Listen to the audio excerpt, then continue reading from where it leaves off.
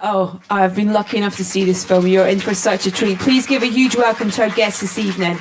Mark Ruffalo, Keira Knightley, and James Corden.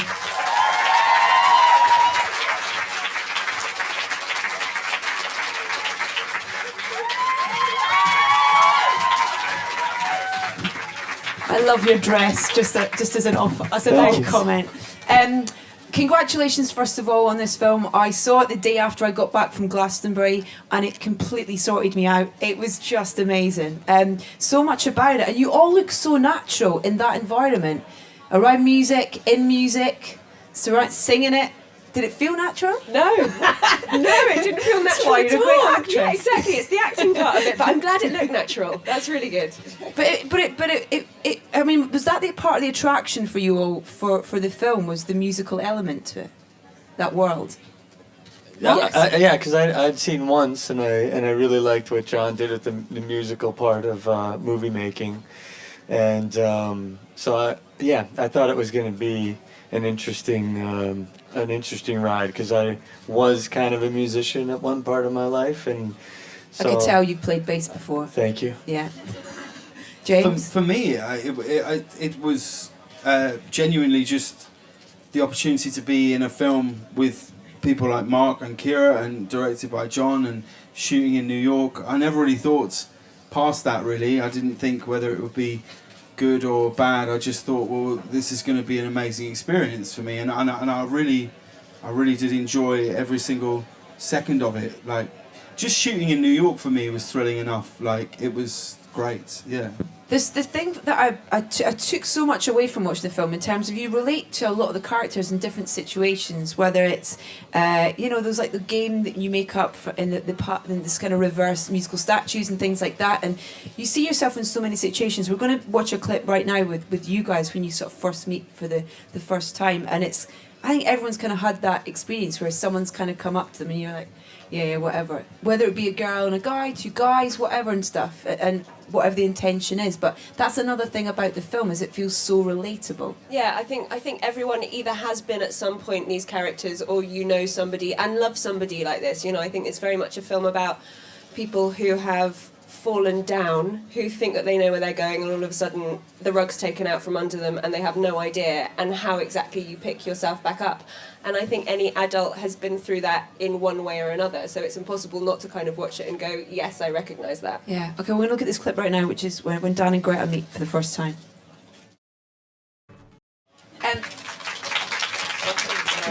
Go on. Something tells me that's not the end of those two. Really?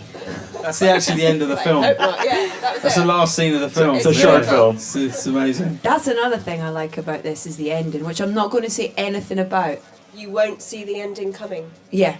That makes it sound like something explodes. I don't No mean one it like that. dies. No one dies, nothing explodes. It's just, it's not the normal ending for a romantic comedy, if this is a romantic comedy. I think that's the best thing about the film is, I think in so many ways, from the second it starts, you think, oh, well, I know exactly where this film's going. It's so clear what the path of all these characters are, and it couldn't be more different to that. And I think that's a real credit to John, really, that he's made, I think, like a deconstructed romantic comedy. Really, in one sense, it should feel like a very mainstream film, and then the next breath, and in many ways it is, and then the next breath it feels like a very small independent movie where the story sort of fluctuates as to where it's going and things like that, and I think that makes it a lot more interesting to watch. And it's also that idea that, I mean, you said, is it a romantic comedy? Is it a musical? The music's not narratively important, but it's emotionally important, which is kind of nice as well. So the music's not kind of taking you out in their story, but it's definitely giving you a bit of an insight into their feeling. Yeah, it's definitely, I mean, they're people who express themselves emotionally through music, so it's obviously a really important part, but it's not that musical in a way where suddenly you're speaking and suddenly you're singing at each other, you know. It's not that. Yeah. I loved hearing you talk about when you did some vocal training, and you kind of were hoping it was going to be a bit like Adele. Yeah. You know, you're kind of, yeah. Yeah, I mean, don't we all? You're like, now I know she's in there somewhere. She's just bursting to get out. But you've got a great voice. Thank you. When did you know about this? I don't know. Oh, come on! No, Come on! it was like one of those terrifying things because the songs weren't written or the lyrics weren't written until about 2 days before we went into the studio. So it wasn't like we had any time to kind of go, oh, how do we want her to sound, or what's this going to be? You know, it was more like, okay, just go. So I just got into the studio and had a rather stressful 4 days of going, oh, it sounds terrible, and how are we going to do this? And then trying to figure it out. Did you have to sing for John though? I mean, because it's such an important part for the character and the role. No, I'd sung in a film called The Edge of Love, which I did about 7 years ago, and he'd seen that in a really, really different style, like it's very sort of theatrical 40s, but he'd seen that and sort of gone, oh yeah, you'll be fine. And I found this with musicians, like they can't really understand people that can't naturally just do it. Yeah. Like every single musician that I spoke to about this just went, oh yeah, don't worry about it, it'll be fine. Like, yeah, for you it's fine, because that's what you do. But yes, but they were right, it was fine. So yeah, and also in terms of the voice that you have, your singing voice, so suits the character and the role and stuff, where you could have sounded like a kind of West End kind of Hello Dolly. I would have liked to also sound like a West End Dolly, but I don't have that kind of voice. Yeah, but that was lucky. No, it was lucky, but it was also, I mean, I think again I'm not a singer, so we did have to just kind of go, okay, I can only sort of come at this from a character point of view, and how does this make sense? For the character isn't somebody who likes to perform. She doesn't like to be in front of people. She doesn't like to be the centre of attention. So we sort of thought, okay, how can we sort of make that clear in the voice? Did you enjoy it? Did you enjoy that side of it?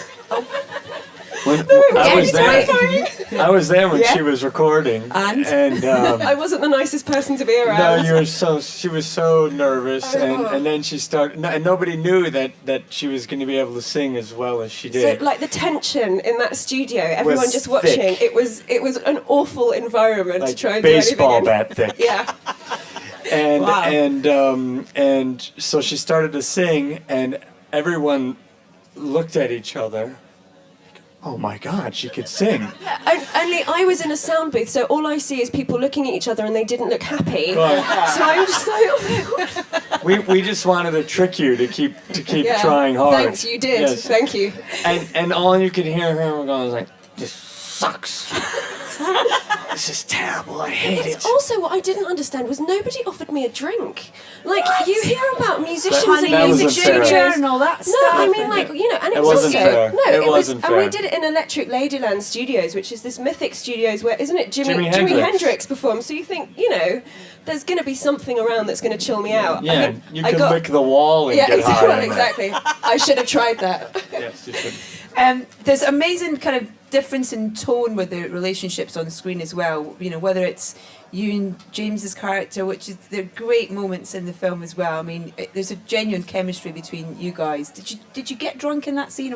You fake getting drunk together really well? Well, was that tea? I don't know if I got anybody in trouble when we did. We just came back from New York and did a junkie there, and I mentioned that we'd been shooting on the subway one night, and I was in a play in New York at the time, so I would often shoot in the afternoon, go across town, do the play, and then get straight in a car after, like I'd literally bow and get changed in the wings and get back in the car and go. And one night we were shooting on the subway, and Mark was drinking a coffee in the Starbucks thing, and he said to me, God, you must be really tired after shooting and doing the show. And I said, yeah, I am a bit. And he said, you must really need a drink. And I said, yeah. And he passed me this coffee, and I drank it, and it was a vodka tonic. and then I realised, I've subsequently realised that this is all down to Keira, and Keira was fueling. I should say these were all there's a lot of montage in the film where we essentially have to do a lot of miming instruments. We just do a lot of this. So it's sort of acceptable. You can't do that sober. No, you shouldn't do that sober. Yeah, but in relation to what you said, like it was, I don't really know how it happened that Keira and I had sort of something. It was so joyous to be part of. We really just hit it off immediately, and it didn't feel like it was any work at all to find this relationship between the two of them. It was like one of the nicest sort of relationships I've had with someone on screen. Really, it felt so natural. It was really great. It did feel like watching mates from who've been mates for years. That's kind of what So well done. That's what it felt like. So that's good. And also, you and Mark as well, amazing chemistry. And then you and Catherine, we're going to see this little scene where you rock up at your... She's not your ex, she's your wife, but you're separated, you walk up for a shower, and it's just a brilliant little scene. So we'll talk about this after we've seen it. The timing on that is brilliant. Yeah, amazing. How much was improv? Is that all written down? Was that kind of... There was some. We played around a bit with that stuff. We were there and doing the lines, but every once in a while we'd add a little something here and there. I mean, John had actually said to me, the director, 5 days before we started, actually we're throwing the script away and we're improvising the whole lot, which completely freaked me out because the script was wonderful. So I was like, why are you doing? But actually, I think we stuck to a lot. Like we stuck to most of it and then just kind of played around sort of within it. That's funny because then I started improvising a lot, and he said, "We're sticking to the script." I don't know. You had what to that really was. judge him on his mood as to how much you could riff around it. Because I can remember one time he said to Keira and I, like, just go, whatever you think, whatever you want. So we just sort of did this long, ambling improv, and then he came back in and went, guys, you can do any of the lines? And we're like, you really can't win. So essentially you would do the scene and then carry on.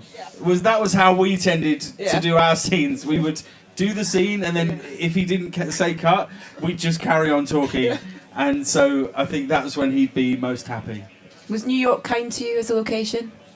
Yeah, it's amazing. I mean, I think that the film is very much like a love song to New York. It's like it's a holiday in New York, and it was amazing being there and just being in the streets. It's such an extraordinary city. The energy of it is like nowhere else, and so I think it was really important for all of us that we were out and about as much as possible and actually trying to capture it. But we didn't have permission for a lot of kind of locations, and obviously it's a very low budget film, so it was just a matter of sort of getting in the back of a van and jumping out and trying to capture something before anyone noticed, and then jumping back in again. So that's awesome. There's a big chunk of the film which is one of my favourite bits of the movie, which I'm not in, which is rare for me to say. There's a scene with Mark and Keira, and they basically go on a long walk around New York, listening to music on a sort of joint headphone thing. And I didn't know at the time. I hadn't seen it. And when I saw the film, and John told me that they just shot. Was it like 3 a.m. in Times Square with no permits and literally a camera and the two and of them, Keira and that was Knightley. it. Yeah. With about 10,000 tourists. Yeah. And they didn't even notice us. Amazing. It was amazing. We did no, 2 apart takes. from he did actually say like Someone did. No, there was That's like Keira Knightley! I think it was Mark Ruffalo actually. But no, I think like he said that he'd used just the amount that he could use before suddenly people started going, wait a minute, what's that? There were none of those problems with my bits in the film. We got our last clip I want to show, because there's obviously musicians in the film. I mean, Adam Levine's beard should have its own credit. We won't talk about that because it'll spoil it. But we will talk about CeeLo Green, who is brilliant in this scene. I've been lucky enough to interview CeeLo Green. That's just what he's like in real life. Yep. Was that just you walking into his house on a normal day and just kind of... Pretty riffing? much. he just talk about improvising. Yeah. He just everything goes for was it. improvised. Yeah, he was absolutely amazing. He's so cool. I shot one day with CeeLo, and he has a man with him at all times. Do you remember this guy? He had a guy, right, who just stands on his right shoulder. He's got a fro with a comb in it and a toothpick, and he's just got 2 phones, right? And hold the mic here, one minute. Just hold it. Hold this. So and he just does this all day, 2 phones. And then every now and then he'll lift one up to CeeLo and go, and CeeLo will look at it and go, and he'll go, like that, and carry on. And when we were shooting, he'd never really shot a film before. He'd shot like TV things, whatever. So there's a scene with me and CeeLo which isn't in the film. No, it's fine, we're good. And we're here like this, and we're shooting the scene. The camera's here, and they go, okay, that was great, brilliant. And CeeLo goes, okay, man, thanks so much, it's great. And I just went, oh no, I think they're gonna. I don't think we're done. I think they'll probably bring the camera around here. And he goes, what? And I said, he needs to cover the scene. He goes, all right, okay, all right. How long is it going to be? And I said, I don't know, like an hour maybe. He went, an hour? This is bullshit, right? And I said, I really think an hour tops. And his mate, who I'd never spoken to with the toothpick, had never said anything. He went, how do you know that? And I just went, oh, I just feel it. And he went, where'd you feel it? Right? So as a joke, just to amuse myself, and I don't know why I did it, I just went, I feel it in my plums, right? And he laughed so loud, he laughed like I can only describe like a cutaway of someone at like a Chris Rock concert. He was like, he laughed, he was just going, ah, ah, and he would say it again. So she went, in my plums. And she went, oh my God. And then like someone from the crew came over and went, oh, what's so funny? And I was like, oh, it's nothing, honestly. And he's going, no, go on, say it again. And I just became the plums guy. That when I said goodbye to CeeLo Green, he just went, say it one more time. And I just went, oh, in my plums. And he went, yeah, man, that shit's hilarious. Sounds like this film was a lot of fun to work on. We've got about 5 minutes for you guys' questions, so if you've got any questions, then please, lady in the middle, you were first with your hand up. What's your question? Wait till we get a microphone to you, please. Thank you. Here we go. Right. Hi. Hi. First of all, thanks. You've been absolutely great. Curious said earlier that your characters all express yourselves through music in the movie, and I was thinking back to other movies you've guys done in the past. What characters would be fun to kind of see expressing themselves through music? Your previous characters that would be good to express themselves through music. I mean, feel free. Aren't you working on Atonement, the musical? Yeah, I was going to say, I was trying to figure how that would work. Yeah, Atonement, that would be a laugh, wouldn't it? Doing Esther Williams kind of. Anna Karenina could be even better, yeah. Yeah, the water scene with like. Lots of Esther Williams. Esther Williams. That would Yeah, be that'd great. good. Yeah, you're right. Okay. Next question. Did you have your hand up? Yep. Lady here, please. Great. Thank you. Hi, what was your favourite location for filming in New York? Because obviously it was slightly different for you guys with this. What do you reckon?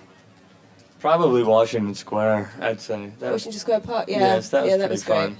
And being in Central Park, like there is a scene The where boat. we've got a splitter and we're listening to music. Oh, that's And we were brilliant. in Central Park At night. That was Gorgeous. amazing. Yeah, That was really beautiful. good. Were you listening to the tunes that are in the film whilst you were doing that? We Yeah. were. The only one that they couldn't get in was it Shaka Khan? Yes. We had a whole Shaka. we had a whole Shaka Khan moment that we couldn't They couldn't afford. Oh man. Yeah, Can't that afford was Shaka good. Khan. But she was there in spirit. Yes. Okay, yeah. There's the extras when she says, yes, have it. Next, please. Two ladies in the front. We get two double questions here. Hi, this question's more for James. Obviously, during film, when you were doing One Man, Two Governors on Broadway as well, did you have any moments where you were figuring that you were going to mix up your lines between from the show and the film? No. Well, one day he tried to do the trunk bit. No, I mean, no. For people kept saying to me all the time, "Oh, you must be really tired." And actually, I said that to him. But I said that actually, to him. I genuinely have never felt more sort of exhilarated, because when you're in a play like that and you're coming into show like 450 or whatever, you're just aching for something else to do creatively, you know. And so for me, I genuinely, it sounds like such a sort of silly thing to say, but I would sort of pinch myself quite a lot of the time to just be doing a play on Broadway and then to be shooting a film with people like this in company like that. I would quite often think I'm from High Wycombe and this shouldn't, you know, I loved it every second really. Yeah, but I never really got the lines mixed up. And lady next to you, please. Hi, this is for... Oh, that's loud. This is for Keira. I loved doing the Misanthrope and Children's Hour. Would you ever do a musical on stage? No. No? You're really good! Come on. It's too terrifying. What about this? What? We'll do this What, movie do this? No, on stage. no, It'd be never. fun. No. It'd be great. No, You could no. lip I think you sync. should totally do a musical. You're releasing it. Surely you're supposed to release an think so, album yeah. because the soundtrack's been released. Oh, so actually I've officially got an album. You've got an album. Great. Can you Go go on tour. Go on tour. She's- You're going to be at the Academy Awards. Yeah, You're going to have to Here's sing. the question, here's the question. They did this to me in New York. They're basically, they know This is a that great this is my question. idea of hell, right? the question. So they're just watching me as I shrink in my seat. If, say, Lost Stars was nominated for Best Song, which is Yeah. Best Original Song, which Pretty is likely. Could happen. Yeah. We'd all love to see Keira singing at Would the we? Academy Awards. Yes. Would you do heard it? it here first, guys. She said yes. It's happening. It's amazing. Book your tickets now. She's singing it with Adam Levine, That would be with amazing. Mark on bass, Yeah, and you on and me on kazoo. Yeah. Yeah. Yes, please. That would be amazing. Great. Do you want to pass the mic along to the gentleman in the front row? Hi there. First of all, just say it's got a fantastic feel, this film. Really looking forward to seeing it. Just wondered, you've all been in lots of different types of genres of films. Just wondered sort of what your favourite is, and also if there's a particular genre that you haven't done that you'd like to do in the future.